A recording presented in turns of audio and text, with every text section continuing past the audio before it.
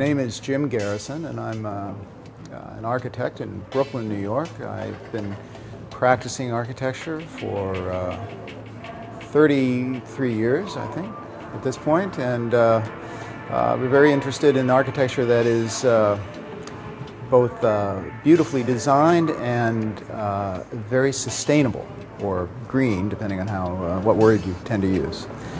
We've been interested in this kind of architecture since the last great energy crisis of the 1970s, and we've been evolving solutions for this for a very long time. Well, it was clear in the 70s that something had to be done to deal with energy and the environment. I mean, green architecture is really an extension of the environmental movement. The environmental movement has been evolving since the post-war, in the post-war areas, since the Silent Spring was published, and the architecture has simply moved with it. I mean, architecture, I think, it's very difficult for architects to transcend the values of a culture. They basically have to move in parallel with it.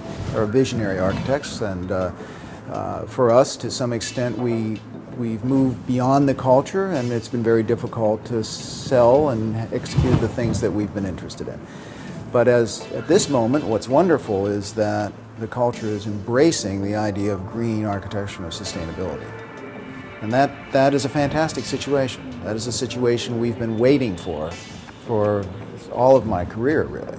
So we now have a situation where people will listen to ideas about how to improve the environmental quality around us. We know that green architecture, green lifestyles have become a trend in general. And to some extent, as a trend, they become, they may or may not be intelligent. So we have to look closely to make sure that we're doing things that are what we think they are, what we hope they are. But there are many approaches in architecture today. And we talked earlier about the idea of a high technology approach and a low technology approach to sustainability.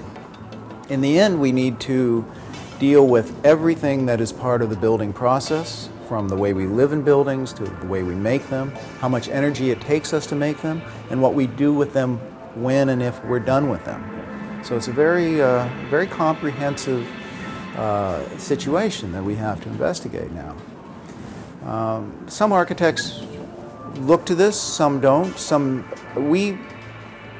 Our idea is that architecture should be as simple as it can be from a technological point of view. It should use as few resources and deliver as much in terms of quality and forcefulness and vision as it can. So our interest is in using the right technology and as little of it as we need to at all times. We learned some early lessons with regard to this, and one of our lessons came from the study of Persian wind tower houses from many centuries ago.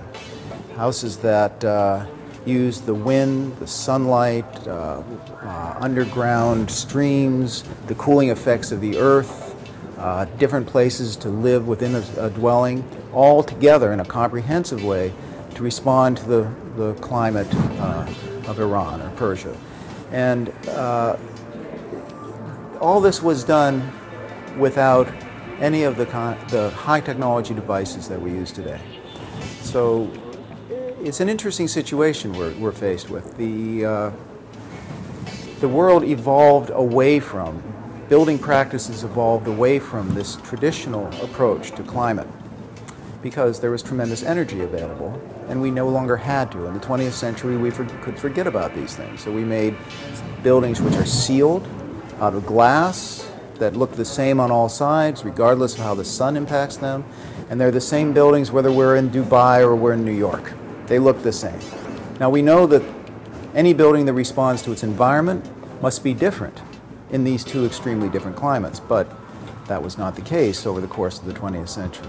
So now we're changing this. So now we're responding to the world, the natural world around us.